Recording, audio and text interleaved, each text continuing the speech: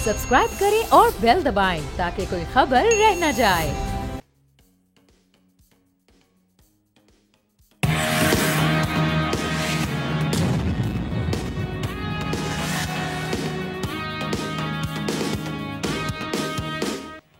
अस्सलामुअलैकुम, आप देख रहे हैं न्यूज़ पंच। मैं हूं आमना खटाना। नाजरीन, SIFC के तहत 5 दोस्त ममालिक ने 29 अरब डॉलर सरमायाकारी की तवक्को जाहिर की है। हुकूमत ने इन्वेस्टमेंट के तखमीने को रवा माली साल 2025-26 के सालाना प्लान का हिस्सा बनाया है, जिसके मुताबिक UAE और कुवैत से 10-10 बिलियन डॉलर इन्वेस्टमेंट मुतवक्की है। सऊदी अरब की अगर हम बात करें तो 5 बिलियन डॉलर, जबकि आज़रबाईजान और कतर से 2-2 बिलियन डॉलर की सरमायाकारी का तखमीना है। ये सरमायाकारी तवानाई, ज़राअत और इंफ्रास्ट्रक्चर समेत दीगर अहम शोबों में मुतवक्के है, जिससे मुआशी सरगर्मियों में इजाफा, रोज़गार के मौके और इस्तेहकाम की उम्मीद है। दूसरी जानिब स्टेट बैंक के मुताबिक गुज़श्ता माली साल में बराह रास्त गैर मुल्की सरमायाकारी 1.979 बिलियन डॉलर रही, जो गुज़श्ता के मुकाबले में 8% कम है। अब किस तरह से सरमायाकारी के लिए माहौल बनाया जाए, पाकिस्तानी गवर्नमेंट को फौरी तौर पर क्या इक़दाम कर रही है, खबर किस हद तक खुशाइंद है, इसी पर बात करने के लिए इत्तिशामुल हक साहब सीनियर एनालिस्ट हमारे साथ हैं, हारून शरीफ साहब इकोनॉमी एक्सपर्ट भी हमारे साथ हैं। दोनों को वेलकम करते हैं प्रोग्राम में। हारून साहब, ये हमें किस हद तक ऑप्टिमिस्टिक होना चाहिए इस इन्वेस्टमेंट के हवाले से? अभी तो ये खबर है, आप समझते हैं कि पाकिस्तान में इस वक्त जो सिचुएशन है, गिवन द फ्लड सिचुएशन और जो बाकी मामलात है उसको देखते हुए, ये इन्वेस्टमेंट आ सकती है और जो माहौल है वो किस हद तक साजगार है? जी थैंक यू आमिना। देखिए, ये जो अनाउंसमेंट्स होती हैं हुकूमत की, ये किसी गैर मुल्की हुकूमत के साथ मुज़ाकरात में उनकी इंटेंट को अनाउंस किया जाता है कि हमारी इंटेंशन है कि हम आपके मुल्क के इन शोबों में इन्वेस्टमेंट करना चाहते हैं। अनफॉर्चुनेटली बहुत सालों से हम इस इंटेंट को अनाउंस करते हैं या MOU को अनाउंस करते हैं, लेकिन जो आपका सवाल है कि इन्वेस्टमेंट क्लाइमेट में वो कलीदी तब्दीलियां नहीं करते, जिसको हम इकोनॉमिक्स में कहते हैं कि आपकी एब्जॉर्बिटिव कैपेसिटी हो कि हम इन्वेस्टमेंट को ले सकें। इसीलिए हिस्टोरिकली पाकिस्तान की सालाना जो फॉरेन डायरेक्ट इन्वेस्टमेंट है तो वो 1.5-2 बिलियन डॉलर पे रुकी हुई है, और हमारी इन्वेस्टमेंट टू GDP रेशो 13.5% के आसपास रहती है, जबकि हमारे जो कंपैरेटिव कंट्रीज हैं उनकी 25 से 30% है। मैं हमेशा से इनको, जब मैं इन्वेस्टमेंट मिनिस्टर भी था तब से अब भी यही कहता हूं कि इन्वेस्टमेंट करना आपका काम है, दरवाजा खोलना। It is the private sector जो इसके प्रोजेक्ट बनाएगा, इसको मैनेज करेगा, आगे लेकर जाएगा, और जब तक पाकिस्तान का प्राइवेट सेक्टर सामने नहीं आएगा, खाली बाहर वालों को आना मुश्किल दिखाई देता है। इंफ्रास्ट्रक्चर के प्रोजेक्ट्स जो होते हैं या गवर्नमेंट के कॉन्ट्रैक्ट्स या प्राइवेटाइजेशन, वो इन्वेस्टमेंट नहीं होती, वो कॉन्ट्रैक्ट्स होते हैं, ओनरशिप की तब्दीली होती है। हमें ऐसी इन्वेस्टमेंट चाहिए जो जॉब क्रिएट करे, जो एक्सपोर्ट बढ़ाए, जो टेक्नोलॉजी को लाए, और जो प्राइवेट सेक्टर मैनेज करे मिलके बाहर के इन्वेस्टर के साथ। तो ये ओरिएंटेशन मैंने SIFC को भी यही कहा है, बाकी प्राइवेट सेक्टर को भी कहा है, और बाकी ममालिक में खुद भी यही काम कर रहा हूँ। That's how it goes forward. और इस हवाले से हारून साहब, आपको लगता है कि काम हो रहा है? जैसे कि आप बात कर रहे हैं कि आपने SIFC से भी इस हवाले से अपने कंसर्न्स सामने रखे हैं, तो उनका इस पे मौक़िफ़ में जानना चाहूँगी कि वो क्या चैलेंजेस हैं या जिन पे ओवरकम करके वो कह रहे हैं कि हम वाकई इस चीज़ को देखेंगे। अब जी, SIFC की भी इंटेंशन अच्छी है, लेकिन जो चीज मैंने उनको 1-2 माह पहले भी मुलाकात में एडवाइस की, ऐसा इनको गवर्नमेंट टू गवर्नमेंट डील के माइंडसेट को बैलेंस करने की जरूरत है। देखिए ना, कॉन्ट्रडिक्शन है। एक तरफ हम कहते हैं कि हुकूमत जो है वो कारोबार नहीं करेगी, दूसरी तरफ हम government to government businesses, mining में, ज़राअत में, हर जगह स्टेट की कंपनियां बना के करना चाहते हैं। हमें एक तो इस माइंडसेट को बदलना है। SIFC ने बहुत से प्रोजेक्ट्स की फिजिबिलिटियां बनाई। ठीक, एहतशाम साहब की तरफ मैं चलती हूँ, कनेक्शन इशू कुछ हैं। एहतशाम साहब, मैं आपकी तरफ आ रही हूँ। ये इन्वेस्टमेंट के लिए, जैसे अभी हारून साहब भी बात कर रहे थे कि किस तरह से अट्रैक्ट की जा सकती है, दो चीज़ें बड़ी इसमें फैक्टर्स बड़े इंपॉर्टेंट होते हैं। एक आपकी कंसिस्टेंसी, आपकी कंटिन्यूटी ऑफ पॉलिसी, और दूसरी हम देखते हैं कि आपकी जो सिक्योरिटी के मामलात हैं उसमें कितनी स्टेबिलिटी पाई जा रही है। तो अभी आप समझते हैं कि ये एक तो ख़ास तौर पे जो मैंने पहला फैक्टर एक्सप्लेन किया یہ آپ سمجھ رہے ہیں کہ اب یہ جو سیٹ اپ ہے جس کے حوالے سے ہم خبریں بھی سن رہے ہیں کہ یہ آگے بھی مزید چلے گا، تو لوگ اس پہ ٹرسٹ کر کے آگے بڑھ سکتے ہیں، انویسٹمنٹ آ سکتی ہے پاکستان میں، اور سیکیورٹی کے معاملات کو دیکھتے ہوئے؟ میرا خیال ہے سیکیورٹی کے معاملات اپنی جگہ پہ ڈیفینیٹلی ان کی بہت اہمیت ہے، اسی طرح سے آپ کی کنٹینویشن آف پالیسیز ہے، امپلیمنٹیشن ہے، یہ چیزیں اپنی جگہ ہے، لیکن میرا خیال ہے سب سے زیادہ امپورٹنٹ مسئلہ ہمارے یہاں جو پرسیپشن کا ہے۔ دیکھیں یہ فورن ڈائریکٹ انویسٹمنٹ ساری دنیا جو ہے نا اس وقت یہی کام کر رہی ہے کہ کس طریقے سے لیور کیا جائے۔ چائنا، سعودی عرب، امیر ملک جو ہے نا وہ بھی اٹریکٹ کر رہے ہیں کہ ہمارے ملکوں میں آئے۔ ابھی جی ڈی پی ہماری اپنا کیا کہتے ہیں F D I foreign direct investment آج بھی ہماری جی ڈی پی کا 23% ہے، لہٰذا اس کا جب تک لوکل انویسٹر جس طرح ہارون صاحب بھی بات کر رہے ہیں ان کو راضی نہیں کیا جائے گا، وہ نہیں آئیں گے، تو جو فورن انویسٹر ہے نا وہ تھوڑا سا ہچکچائے گا۔ ابھی سوال یہ ہے کہ جب اب تک آمنا جو معاملات ہوئے ہیں نا، دیکھیں گورنمنٹ ٹو گورنمنٹ بزنس کی بات ہو، بی ٹو بی بزنس ہو، جوائنٹ وینچرز کی بات ہو، لیکن لوکل انویسٹر کا آپ سمجھتے ہیں کہ اعتماد پہلے سے بہتر ہوا ہے؟ احتشام صاحب قطع کلامی کی معذرت، کیونکہ ہم تو یہ سنتے آئے ہیں کہ جو ابھی ہمارے سٹیٹس ہیں وہ بتاتے ہیں کہ سب بہتر ہے، ہم درست سمت میں ہیں، درست ٹریک پر ہیں، تو اس کے بعد آپ سمجھتے ہیں کہ ہمارا جو لوکل انویسٹر ہے اس کا جو ٹرسٹ ہے وہ بوسٹ ہوا ہے، تو اب ہو سکتا ہے کہ باہر بھی معاملات بہتر ہوں؟ دیکھیں ہم نے یہ اچھا سوال ہے آپ کا۔ دیکھیں نا اس حوالے سے تو ایس آئی ایف سی کا ایک بڑا رول ہے، وہی ایک ادارہ ہے جس کو آپ کہہ سکتی ہیں ہائیبریڈ، ایک ملٹری اور سویلین ایک ادارہ ہے جو بڑے زبردست طریقے سے کوشش کر رہا ہے کہ کوئی ڈیسیژن میکنگ جو ہے نا وہ تیز کی جائے اور تاکہ اس کے بعد فورن ڈائریکٹ انویسٹمنٹ اس کو ٹریک کیا جائے۔ لیکن ابھی بھی آمنا ifs اینڈ بٹس بہت زیادہ ہیں، اور دوسری بات یہ ہے کہ پچھلے سال بھی آپ نے دیکھا $50 بلین کی انویسٹمنٹ کی بات ہوئی تھی، 25 بلین دو ملکوں کی بات ہوئی تھی، اب آپ نے دیکھا کویت کی 10 بلین کے علیحدہ آ رہی ہے، یو اے کی 10 بلین اب سوال یہ ہے کہ جی انویسٹمنٹ کے لیے آپ بتائیں، آپ نے ایم او یو سائن کیا، ٹھیک ہے، اب پرائم منسٹر خود کہتے ہیں جی ہمارا مسئلہ یہ ہے کہ ایم او یوز تو سائن ہو جاتے ہیں لیکن ٹرانسفارم نہیں ہوتے ہارڈ ایگریمنٹ میں، اس کی کیا وجوہات ہیں؟ مجھے لگتا ہے ذاتی طور پہ آمنا ایک تو یہ ہے کہ گورنمنٹ اور پرائیویٹ سیکٹر جو بھی ہیں یہ آئیڈینٹیفائی نہیں کر پاتے کہ کن سیکٹر میں یہ جوائنٹ وینچر کر سکتے ہیں اور پھر کہاں کہاں ان کا کوآپریشن آپس میں جا سکتا ہے۔ لیکن ابھی تو آپ نے جس طرح ذکر کیا ہے بڑے واضح طور پہ آئیڈینٹیفائی کیے گئے ہیں، جیسے مائن اینڈ میلر ہے، ایگریکلچر ہے، ڈیفینس پروڈکشن ہے، بہت مینوفیکچرنگ ہے، بہت ساری ایسی چیزیں ہیں جہاں پہ بڑا کلوز کوآرڈینیشن ہو سکتا ہے، اور دونوں ملک جو بھی آئیں گے اور باقی باہر کے ملک اور ان کے باہر کے جو لوکل انویسٹرز ہیں وہ آ سکتے ہیں۔ لیکن میرا خیال ہے اس حوالے سے ہماری مشکلات آمنا بہت زیادہ ہیں، میں اس پہ آئی ڈونٹ وانٹ ٹو سے اینی تھنگ کہ جی ہمیں فوری طور پہ سب کچھ مل جائے گا، بہت کچھ کرنے کی ضرورت ہے۔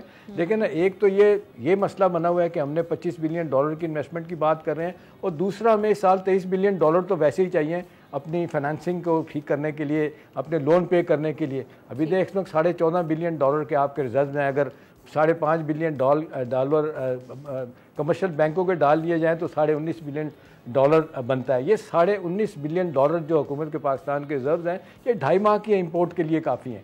مطلب ہے کہ ہمیں اس طرف سے بھی پریشر ہے ریزروز کا، دوسری طرف سے انویسٹمنٹ جو ہے نا وہ جس طریقے سے باہر سے آنی چاہیے وہ نہیں آ رہی۔ ہاں یہ بات یہ ہے کہ بڑی حد تک ایسا نے جو کام کیا ہے اس سے بڑا فرق پڑا ہے، کیونکہ آپ نے دیکھا فیلڈ مارشل صاحب خود کراچی میں ہوں باہر ہوں وہ خود ایشورنس دے رہے ہوتے ہیں، وہ بتاتے ہیں کہ جی نتھنگ ڈوئنگ، پاس کی باتیں چھوڑ دیں، آئندہ سے جو ہم ماحول بنا رہے ہیں ہم ایشورنس دیں گے سیکورٹی کی، ہم گارنٹی کریں گے وقت پہ پروجیکٹ شروع ہوں گے، اور جو آپ کو پانی بجلی گیس چاہیے۔ لیکن اس حوالے سے تو ہارون صاحب نے معذرت کے ساتھ بہت کام کیا تھا، لیکن یہ چھوڑ کے چلے گئے BOI اور ان کو اتنا تنگ کیا گیا، مجھے کہنے میں کوئی حرج نہیں ہے، جنہوں نے بڑے ایفرٹ کیے تھے۔ مجھے پتہ ہے کہ ذاتی طور پہ ذاتی تعلقات کی بنیاد پہ باہر سے لوگوں کو انویسٹر کو لے کے آئے تھے، لیکن ان کے سارے جو ہے نا ایفرٹس کٹل ہو گئے، اس لیے ایک بیوروکریسی ہماری کام کرنے نہیں دیتی، کہتی ہمیں کیا دو گے۔ وہ اپنا تجزیہ بھی کمپلیٹ کر لیں، اور احتشام صاحب پہ بھی جو انہوں نے اپنا کنسرن ریز کیا اس پہ بھی آپ کامنٹ کر دیں ہارون صاحب۔ جی آمینہ، سوری میں بیچ میں ڈسکنیکٹ ہو گئی تھی۔ دیکھیے بات بڑی کلیئر ہے، ہمیں ڈیمونسٹریٹ کر کے دکھانا ہے کہ ہمارے پاس پروجیکٹ کو بنانے کی، چلانے کی، لوکل فائنینسنگ لانے کی، ڈسپیوٹ ریزولوشن کرنے کی کیپیبلٹی ہے۔ یہ جو انویسٹرز ہیں ان کے پاس بہت سی ڈیسٹینیشنز ہوتی ہیں، ہمارے پاس دیکھیں جو بیسٹ سیفسٹ وے ہے کہ جو پرائیویٹ سیکٹر کا لارج سکیل مینوفیکچرنگ یا سروسز سیکٹر وہ ایکسپینڈ نہیں کر رہا، ہم ایکسپینشن کے اندر لائیں۔ نیا پروجیکٹ لانے میں ٹائم لگتا ہے، اس کے اندر رسک زیادہ ہوتا ہے، اور ابھی پاکستان میں باہر سے चाइनीज या कोई सऊदी कोई वर्कफोर्स आके काम नहीं करेगी, ये काम हमारे लोकल एंटरप्रेन्योर्स ने करना है। तो हमें चाहिए कि आइडेंटिफाई करके कि भाई इन एरियाज में है, आप ये 10 प्राइवेट सेक्टर के टॉप प्लेयर्स हैं, आप प्रोजेक्ट बनाइए, आप जॉइंट वेंचर कीजिए, हम आपके लिए लॉन्ग टर्म फाइनेंसिंग अरेंज करते हैं, हम आपको जमीन देते हैं इकोनॉमिक जोन में या बाहर। सो फैसिलिटेशन पे आ जाएं दरवाजा खोलने के बाद। होता यह है कि हुकूमत खुद करना चाहती है, ब्यूरोक्रेसी का ख्याल है कि वो ये काम खुद कर लेंगे। अगर खुद कर सकते होते तो स्टेट ओन्ड एंटरप्राइजेस का आज ये हाल तो ना होता। जो मेरा तजर्बा इस वक्त ये है कि बहुत से ममालिक डिवर्सिफाई करना चाह रहे हैं, लेकिन जब तक हमारा लोकल इन्वेस्टर खड़ा होकर एक्सपेंशन में उनको नहीं लाएगा, उनके लिए जीरो से इस मुल्क में नया काम शुरू करना रिलेटिवली मुश्किल दिखाई देता है। और अभी जो हम खुश हो हर्डल है, रहे थे, शादियाने बजाए जा रहे थे कि अमेरिका के साथ भी अब हम तिजारत करेंगे, इन्वेस्टमेंट आएगी, बल्कि वहाँ से वो भी माइंस एंड मिनरल्स में इंटरेस्टेड हैं, तो उसके हवाले से फिर क्या कंसर्न्स हैं, अब क्या चैलेंजेस हैं? 3 से 5 साल लगते हैं, इसको हम एक्सट्रैक्टिव इंडस्ट्री कहते हैं, जो 5 साल में बताती है कि जमीन के नीचे वाकई मिनरल्स हैं, ऑयल है या नहीं है। तो ये तो भी 4-5 साल की एक्सप्लोरेशन है। अगर वाकई फिर डिटरमिन हो जाए, होता है, तो फिर भी अमेरिकन कंपनियां यहाँ आके खुद सारी नहीं बैठ जाएंगी। आपको लोकल पार्टनर्स चाहिए, नो हाउ चाहिए। तो हमें इस तरफ इन्वेस्टमेंट क्लाइमेट को ले जाने की जरूरत है और विनर्स पिक करने। लेकिन अरुण साहब, एक और बड़ा मसला भी है ना, जिसका मेरा ख्याल आपने भी बहुत सामना किया, वो है टैरिफ। कम्पिटिटिव हमारा जो पोजीशन है वो कहते हैं ठीक नहीं है। रीजन के ममालिक को अगर आप देखें तो वो गैस और बिजली और इस तरह के बाकी फैसिलिटीज जो है ना, उनके टैरिफ बहुत कम है। तो इन्वेस्टर क्यों पाकिस्तान में आएगा, जबकि यही चीजें आसान शराइत पे, आसान टैरिफ पे बाहर के ममालिक दे रहे हैं? जी, कॉस्ट ऑफ डूइंग बिजनेस की एहतशाम साहब आप जो बात कर रहे हैं ना, तो हमें यहाँ पर देखना है कि कौन सी ऐसी इंडस्ट्री है जहां हम कंपेरेटिव हैं। फॉर इंस्टेंस, लेबर इंटेंसिव में अभी भी हमारे इंजीनियर और लेबर बाकियों से सस्ता है। आईटी के अंदर आपको इतनी बिजली नहीं चाहिए क्योंकि सिर्फ आप लैपटॉप्स के ऊपर काम कर लेते हैं। यही मैं अर्ज कर रहा हूं, हमें विनर्स पिक करने हैं जहां हमारा कंपैरेटिव एडवांटेज है in cost of doing business and market access and export. ये थिंकिंग सरकार की ब्यूरोक्रेसी नहीं कर सकती। ये हमें वर्ल्ड क्लास प्रोफेशनल्स को सामने लाएं जिन पे इंटरनेशनल इन्वेस्टर भी एतबार करें और हमारे इन्वेस्टर भी एतबार करें। ब्यूरोक्रेट्स का और प्राइवेट सेक्टर का अस एंड देम का डिस्टेंस बहुत ज्यादा है और ये दोनों एक दूसरे के साथ चलने की बजाय ब्लेम गेम कर रहे हैं। यहां हुकूमत का काम है और SIFC का कि प्राइवेट सेक्टर के बेस्ट माइंड्स को सामने लाएं और उनको कहें कि अब आप कारोबार कीजिए, हमने इनवाइट कर लिया है, यू टेक इट फॉरवर्ड। फिर ये काम इंशाल्लाह किसी हद तक चल सकता है। 1-2 सक्सेस स्टोरीज हो गई तो फिर काम बढ़ जाएगा। आमना एक कमेंट करूंगा, जी क्विकली जी आमना एक शॉर्ट कमेंट करूंगा। देखें, ईज ऑफ डूइंग बिजनेस भी तो है ना। हमारे जितनी दफ़ा इससे पहले आर्मी चीफ देखें और मौजूदा आर्मी चीफ फील्ड मार्शल साहब, इनकी इस्लामाबाद में भी, कराची में आपने देखें टॉप बिजनेसमैन से जब भी बात हुई है, यही इश्यूज़ लाए गए हैं कि जिनकी तरफ हारून साहब भी कर रहे हैं जिक्र, कि कम्पिटिटिव अपने आप को बनाने के लिए हमें जो ईज़ ऑफ डूइंग बिजनेस, जो हार्डशिप्स है, हमारी ब्यूरोक्रेसी है, हमारे रेड टेपिज्म है, अभी देखते हैं 76 सालों में हमने इस हवाले से मैं नहीं समझता कि कोई काम हुआ है, क्योंकि वो करने नहीं देते। आपने देखा ख्वाजा आसिफ साहब कितने बुनाए बैठे हैं। वो कहते हैं एक पटवारी से लेकर 22 तक का अफसर जो है ना, उसने सारे मुल्क को चोक किया हुआ है, वो चलने ही नहीं देते। वो कहते हैं कि हमारे बगैर आप करके दिखाएं, आप हुकूमत कैसे करेंगे। ये भी तो बड़ा सीरियस इशू है ना। बिल्कुल। एहतशाम साहब, हमें इंसुलेट करनी पड़ेगी तरजीही projects from the ministries and bureaucracy. पूरी दुनिया करती है, उसके मॉडल्स भी हैं, ताकि फास्ट ट्रैक पे प्राइवेट सेक्टर की कॉर्पोरेट लाइक स्पेस में प्रोजेक्ट बनाए जा सकें। आप बिल्कुल दुरुस्त कह रहे हैं, ना ये ब्यूरोक्रेसी का काम है, वो पॉलिसी साजी करें और फैसिलिटेशन करें रादर देन कि वो बिजनेस करने के लिए खुद टांग अड़ाएं। बिल्कुल। थैंक यू सो मच हारून शरीफ साहब, बड़ा अहम तज्ज़िया आपने इसको पेश किया है। हमारे साथ ही रहेंगे। ब्रेक लेते हैं, ब्रेक के बाद पाकिस्तान में फ्लड की सिचुएशन, उसके हवाले से बात होगी।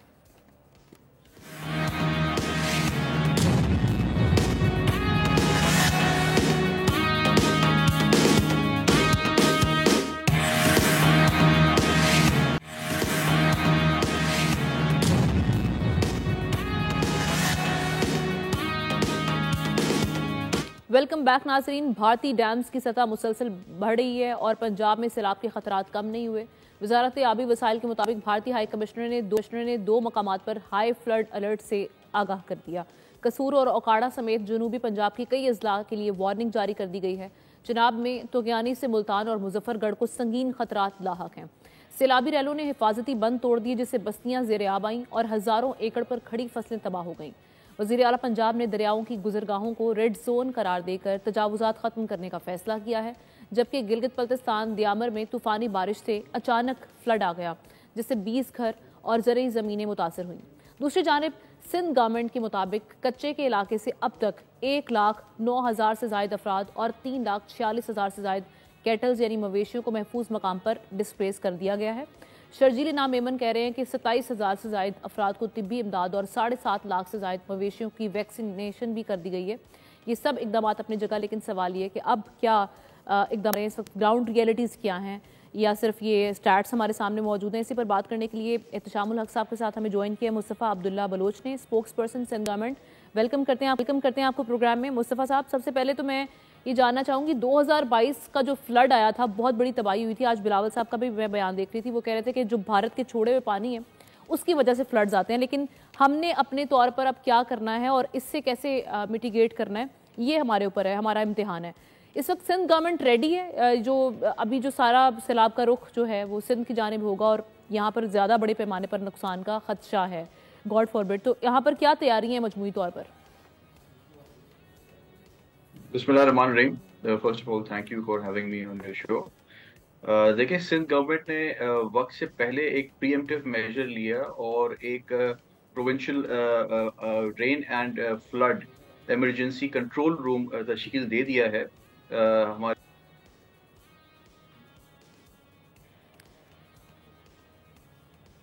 مصطفیٰ صاحب سے ہم دوبارہ ریکنیکٹ کرتے ہیں، کچھ ٹیکنیکل ایشو ہے. ہم احتشام صاحب کی طرف چلتے ہیں. احتشام صاحب، یہ این ڈی ایم اے پہ بھی آج دیکھ رہے تھے کہ پی ٹی آئی کی جانب سے بڑی تنقید بھی کی جا رہی ہے اور اس کے علاوہ ویسے بھی ہم دیکھ رہے ہیں کہ کئی حلقے جو ہیں وہ این ڈی ایم اے کے جو خاص طور پہ جو تیاریاں اب ریلیف کیمپس اور یہ جو سارے معاملات وہاں پر چل رہے ہیں اس پر بڑے سوالات اٹھ رہے ہیں. آج اعظم نذیر تارڑ صاحب کہہ رہے ہیں کہ 1.3 بلین روپے جو ہیں وہ این ڈی ایم اے کو ریلیز کیے گئے ہیں فلڈ ریلیف کی مد میں.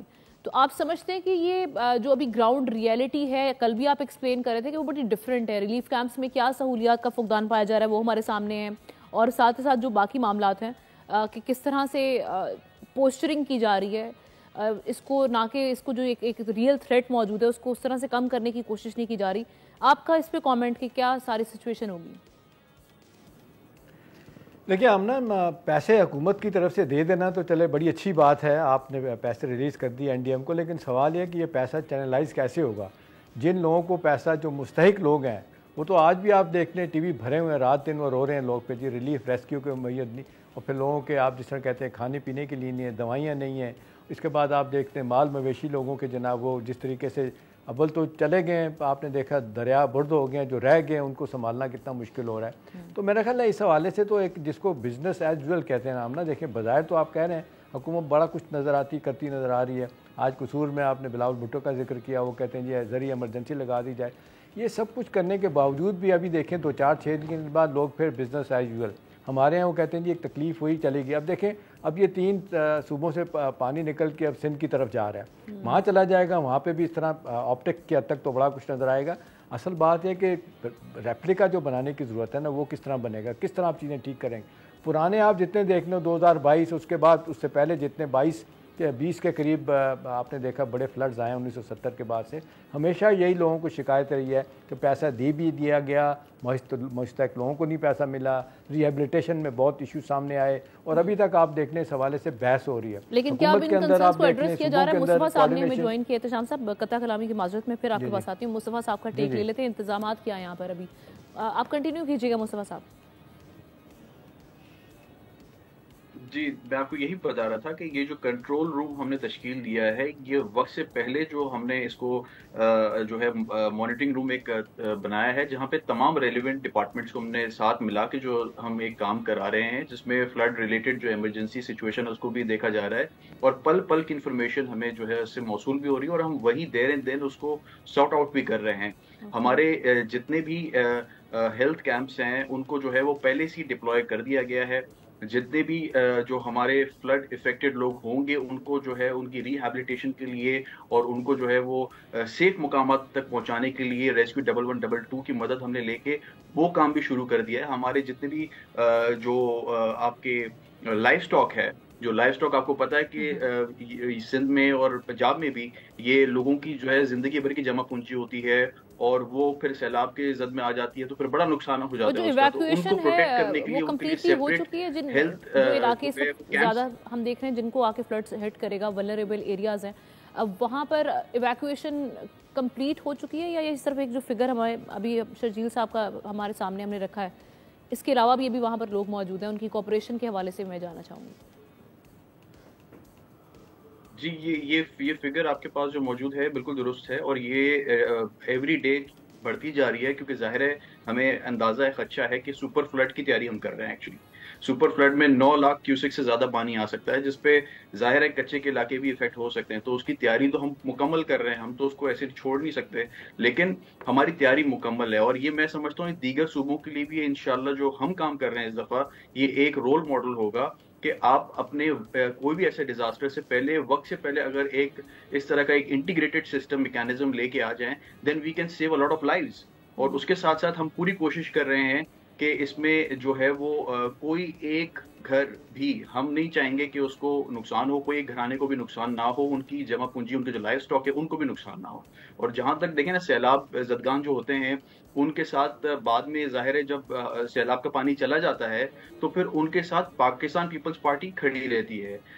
پاکستان پیپلز پارٹی کے چیئرمین بلاول صاحب نے 2.1 ملین لوگوں کو مالکانہ حقوق دے کے پکے مکان بنوا کے دیے فری آف کاسٹ. مالکانہ حقوق بھی وہاں جو ان گھر کی خواتین تھی ان کو دیے. تو یہ ایک بہت بڑا ایک میں سمجھتا ہوں کہ بہت بڑی مثال ہے. لوگ باتیں کرتے ہیں دعوے کرتے ہیں لیکن بلاول صاحب نے وہ کر کے دکھایا. اچھا یہ تو اس کے بعد کی بات ہوگی ابھی جو انیشلی بھی ہم دیکھ رہے ہیں پنجاب میں بہت زیادہ ایک کنسرن پایا جاتا ہے کہ وفاق اور پنجاب خاص طور پہ پنجاب حکومت کے حوالے سے کہ جی جتنا دکھایا جا رہا ہے گراؤنڈ ریئلٹی ڈفرینٹ ہے. خاص طور پہ جو ریلیف کیمپس ہیں اس کے بڑے حالات مخدوش بھی ہیں. تو آپ لوگوں کی طرف یہاں پر تیاری کمپلیٹ ہے ریلیف کیمپس سہولیات ہم مطمئن ہوں گے اس سے؟ اور مصطفیٰ صاحب ساتھ یہ بھی بتا دیجیے گا جو پنجاب میں شکایت آئی ہے کہ مریم نواز جاتی ہیں تو بیوروکریسی جب کیمپ لگا دیتی ہے تھوڑا سے بندوں کو بٹھاتی ہے اور دکھایا جاتا ہے ٹی وی پہ جی دیکھیں جو لوگ ہیں. کیا یہاں پہ بھی ویسے ہی تو نہیں ہو رہا کہ مطلب جہاں آپ جائیں گے بلاول صاحب جائیں گے چیف منسٹر جائیں گے لوگوں کو بلا کے آپ فوٹو سیشن ہو جائے گا سب اچھا کی رپورٹ ہو جائے گی. یہ تو پنجاب میں بھی ہم نے دیکھا کے پی میں دیکھا اب لگ رہا ہے یہ سندھ میں بھی ہوگا. نہیں اس کے لیے ہم نے ایک یہ چیز کی ہے کہ ہم نے جو بیوروکریسی ہے اس کے ساتھ ساتھ ہم نے اپنی پولیٹیکل جو پارٹی ہے اور اپنے پارٹی کے بھی جو ہمارے ونگز ہیں ان کو بھی ہم نے ساتھ رکھا ہے جوڑ کے رکھا ہوا ہے کہ وہ ویجیلنس کر کے رکھیں کیونکہ یہ ہمارے ووٹرز ہیں ہمارے لوگ ہیں اور ہم نہیں چاہیں گے کہ کل کو ان کے ساتھ کوئی ایسی ناانصافی ہو جس کی وجہ سے ان کو مشکلات کا سامنا ہو. تو ہم اس پہ پوری ویجیلنس رکھ رہے ہیں. جو کیمپس ہیں ان میں جو چیزیں اویلیبل ہیں ان اویلیبلٹی کو بھی باقاعدہ مانیٹر کیا جا رہا ہے چیک کیا جا رہا ہے. جو ہمارے وزراء ہیں وہ جا کے باقاعدہ ہر کیمپس کا وزٹ بھی کر رہے ہیں پہلے سے کر رہے ہیں. سی ایم صاحب نے خود وزٹ کیا ہے بہت ساری جگہوں کا.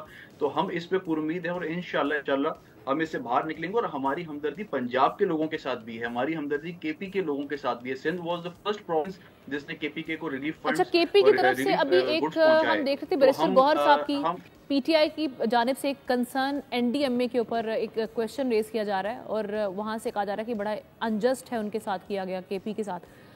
وہ تیاریاں جو میجرز لینے چاہیے تھے وہ نہیں کیے گئے. آپ لوگ این ڈی ایم اے کی کارکردگی سے مطمئن ہیں جو کوارڈینیشن ہے صوبوں کے ساتھ؟ Right now we are not asking N D M A. ہم اس وقت این ڈی ایم اے سے کچھ اس وقت کوئی تقاضا بھی نہیں کر رہے. اس وقت ہم جو پروونشل ہمارا پی ڈی ایم اے ہے وہ ہی فعال ہے اور ہمیں کسی ایسی مطلب کسی ایسی چیز کی ضرورت نہیں ہے ان سے. ان کیس ہوگی definitely we will ask them اور ان سے ہم اس کی سپورٹ لیں گے, ڈیفینیٹلی ان کا فرض بنتا ہے, بٹ رائٹ ناؤ ہم اس چیز کو خود مینیج کر رہے ہیں. بالکل ٹھیک. احتشام صاحب آمنہ دیکھیں اس میں جو بڑا ایشو سامنے آیا ہے نا آمنہ, وہ سامنے بڑا ایشو آیا, دیکھیں کے پی کی گورنمنٹ کی جو ذمہ داریاں تھیں نا وہ کہا جاتا ہے ان سے پوری نہیں ہو سکی. نتیجتاً بلیم گیم جس کو کہتے ہیں این ڈی اے میں جو ہے نا اس وقت لگ رہا ہے ان کو کہ جی ان پہ ساری ذمہ داری ڈال دی جائے. میرا خیال ہے یہ صوبائی حکومتوں کا جو کام ہے وہ نہیں ہو رہا. دوسرا ہم نا سب سے بڑا مسئلہ جو ہے نا ابھی کہا جا رہا ہے کہ ابھی ہمارا واٹر سیکٹر جو ہے نا جس طرح تباہی اس کی ہوئی ہے, اب اس پہ انویسٹ کرنے کی ضرورت ہے. اس کا انفراسٹرکچر اتنا پرانا ہے, ڈیکے کر رہا ہے, ایجنگ ہو رہی ہے اس کی. اب دیکھیں جتنے ڈیمز ہیں, آپ کے براجز ہیں, مری کینالز ہیں, وہ پرانا سسٹم چلا ہوا ہے. اب وقت آ گیا کہ جتنے ولنریبلٹیز ان کی ہیں ان کو دور کرنے کی ضرورت ہے, اور ونس اینڈ فار آل اس میں حکومت کو چاہیے پیسہ لگائے. اور یہ پروجیکٹ ہیں جس پہ میرا خیال ہے باہر کی دنیا آ سکتی ہے, وہ فزیکلی جا کے وہاں دیکھ سکتے ہیں کہ ان کی کیا حالت ہے, اور ان کو پتہ ہے کہ پاکستان ایک زرعی ملک ہے, اور پاکستان کی آدھی سے زیادہ آبادی جو ہے نا ان کا بھروسہ فصلوں پہ اور پانی پہ اور زراعت پہ ہے. تو میرا خیال ہے یہاں سے فنڈنگ لینا آسان ہوگا. جی بالکل ٹھیک. مصطفیٰ صاحب ایک اور چیز, ایک بحث ہے کالا باغ ڈیم کے حوالے سے جس پہ کے پی اور سندھ کے خاص طور پہ کنسرنز رہے ہیں ماضی میں. اب کے پی نے تو آگے بڑھ کر کہا ہے کہ بسم اللہ کریں, تمام پارٹیز اس پہ بات کریں, جو کنسرنز ہیں ان کو دور کر کے اس جانب بڑھا جائے, صوبائیت سے نکل کے ہم قومیت کے لیے ایک قوم کے بارے میں سوچیں, جو چیلنجز ہیں اس کو دور کریں.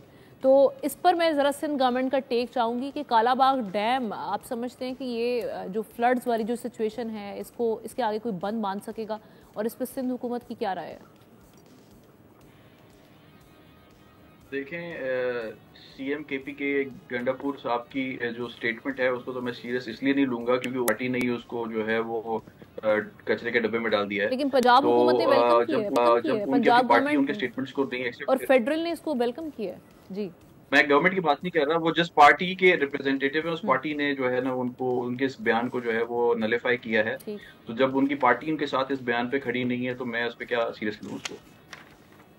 ٹھیک ہے, آپ کا اس حوالے سے کامنٹ آ گیا. تھینک یو سو مچ. مصطفیٰ عبداللہ صاحب ہمارے ساتھ موجود ہے. احتشام صاحب کا بھی شکریہ ادا کر لیتے ہیں, بریک کے بعد واپس آئیں گے.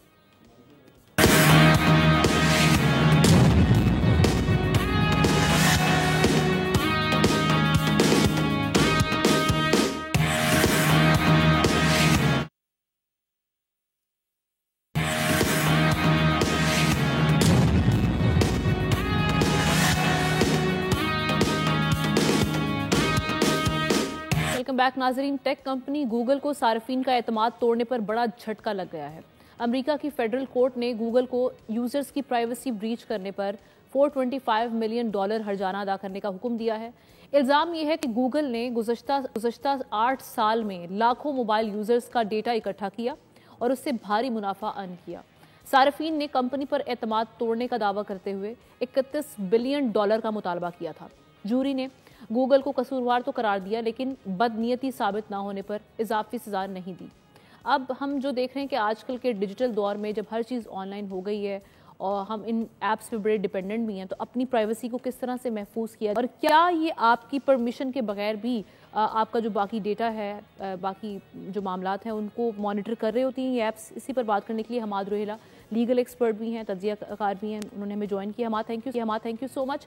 حماد, یہ اس والے کیس میں تو ہم نے دیکھا تھا کہ یوزرز نے ڈیٹا ایکسیس بھی نہیں دی ہوئی تھی, اس کے باوجود پرائیویسی بریچ ہوئی. تو آپ کیا سمجھتے ہیں کہ اب یہ جب ہم دیکھ رہے ہیں کہ ہماری ڈیپینڈنٹ باقی معاملات پر بھی, تمام ہمارے جو کام کے ہیں پروفیشن کے علاوہ بھی ان ایپس پہ بہت زیادہ بڑھ چکی ہے, تو کیسے ہم نے اپنے آپ کو محفوظ رکھنا ہے؟ پھر ہم پہ آئے ہیں کہ دنیا گلوبل ولیج بن گئی ہے, اور ہمیں بتایا یہ جاتا ہے کہ اس کی وجہ یہ ہے کہ جب بھی کوئی اب ٹیکنالوجیکل ایڈوانسمنٹ ہوتی ہے یا انوینشن ہوتی ہے تو اس کے اثرات, اس کے فوائد دنیا کے کونے کونے میں آ جاتے ہیں. اسی اصول کو اگر ہم سامنے رکھیں تو جب کوئی ایڈوانسمنٹ ایسی ہوتی ہے, انوینشن ایسی ہوتی ہے جس سے کوئی رسک پیدا ہوتا ہو, تو وہ رسک بھی بارڈرز کو پسر پوش ڈال کر سامنے آ جاتا ہے. موجودہ جو خبر جس کی آپ بات کر رہی ہیں وہ بظاہر تو یو ایس اے کی خبر ہے, وہاں کے صارفین کے لیے. ہمارے لوگ سوچ رہے ہوں شاید کہ ان کا کیا لینا دینا اس سے, لیکن گوگل کے صارفین پوری دنیا میں موجود ہیں, پاکستان میں بھی موجود ہیں. اس لیے تمام صارفین کے لیے یہ ایک فکر کی باعث بن سکتی ہے خبر, ایک خطرے کی گھنٹی ضرور ہے.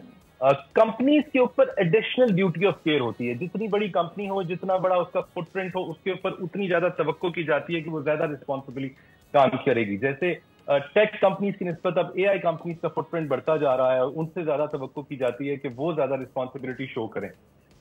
इस खबर के बारे में अगर मैं बात करूं तो इस पे तो ये एतराज था कि गूगल ने लोगों की मर्जी के बगैर, बल्कि उनके मना करने के बावजूद उनका डेटा कलेक्ट किया है। जो प्लेंटिफ्स थे इस केस में, उन्होंने ये कहा है कि ना सिर्फ वो डेटा जो गूगल को डायरेक्टली अवेलेबल है, बल्कि वो डेटा भी जो थर्ड पार्टी एप्स पे अवेलेबल है, जिन एप्स को एक्सेस करने के लिए इन यूजर्स ने गूगल के ईमेल्स को यूज किया है, उन एप्स को भी इंटरैक्ट करते हुए वहां से भी डेटा एक्सट्रैक्ट किया गया है, यूज किया गया है, स्टोर किया गया है और अपने फायदे के लिए इस्तेमाल किया गया है। अदालत ने ना सिर्फ ये फैसला इन प्लेंटिफ्स के हक में सुनाया, बल्कि जैसा आपने बताया एक भारी जुर्माना भी लगा दिया है, मगर साथ एक क्लैरिटी भी दी है कि इस मुकदमे को California comprehensive computer data access and fraud act के तहत नहीं देखा गया, बदनीयती शामिल नहीं है। इस बात को सामने रखते हुए गूगल कह रहा है कि वो इस फैसले से मुत्तफिक भी नहीं है, वो अपील का हक बरकरार रखता है और उसको इस्तेमाल भी करेगा, क्योंकि कोई एक्चुअल डैमेज सामने नहीं आया।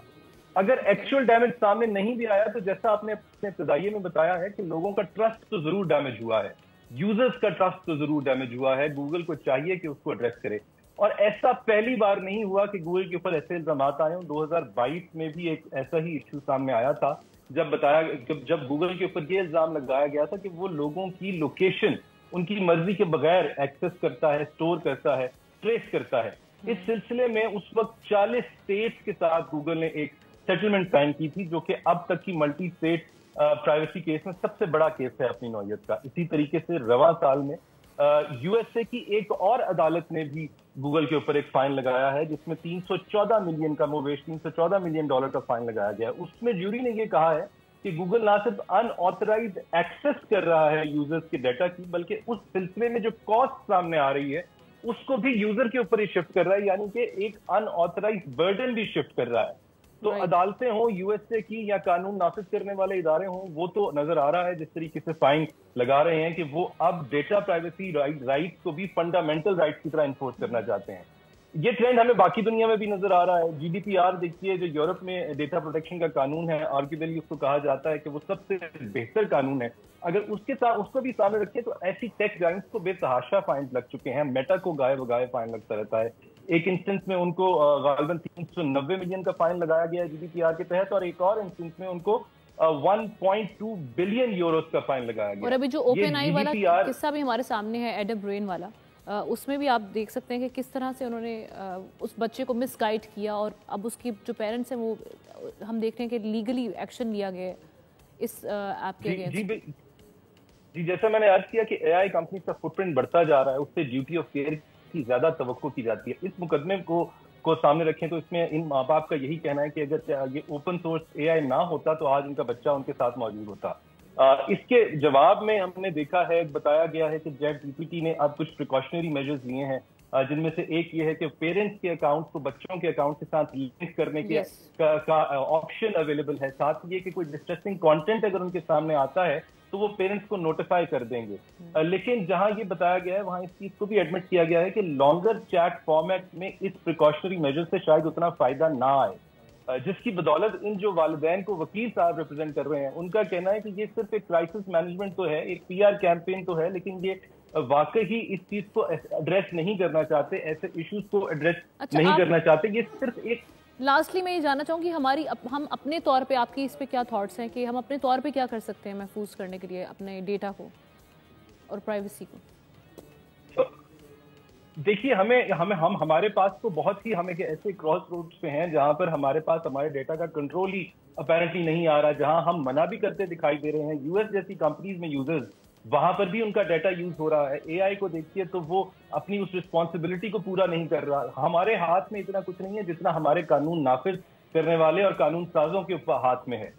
वो इस वक्त दिखाई देते हैं, पॉडकास्ट में भी आके कहते हैं कि वो मॉरल पुलिसिंग करना चाहते हैं। इससे ज्यादा बेहतर है कि कानून साजी ऐसी की जाए कि डेटा प्रोटेक्शन को लाजिम करार दिया जाए और इदारों को भी ट्रेनिंग दी जाए कि उनका काम मॉरल पुलिसिंग से ज्यादा डेटा प्रोटेक्शन है और सार्फिन के राइट को प्रोटेक्ट करना है।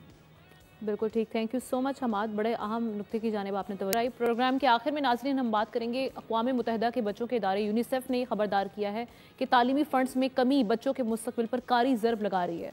यूनिसेफ के मुताबिक 2026 के आखिर तक दुनिया के मज़ीद 60 लाख बच्चे स्कूल से बाहर हो सकते हैं। ये कमी तालीम के लिए मुख्तस इमदाद में $3.2 बिलियन की कमी के बायस है, जिसकी बड़ी जिम्मेदारी सिर्फ 3 डोनर्स हुकूमतों पर है। اس کٹوتی سے دنیا بھر میں اسکول سے باہر بچوں کی تعداد 27 کروڑ 20 لاکھ سے بڑھ کر 27 کروڑ 80 لاکھ تک جا پہنچے گی۔ 60 لاکھ کی یہ تعداد جرمنی اور اٹلی کے تمام پرائمری اسکولز کو خالی کرنے کے مترادف ہے۔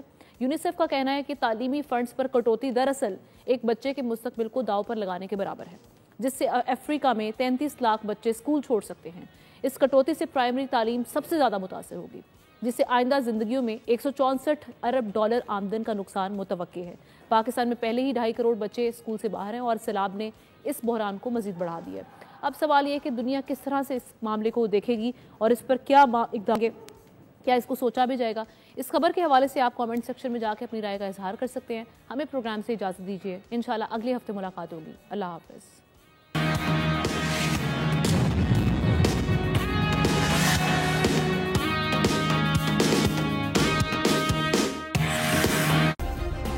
سبسکرائب کریں اور بیل دبائیں تاکہ کوئی خبر رہ نہ جائے۔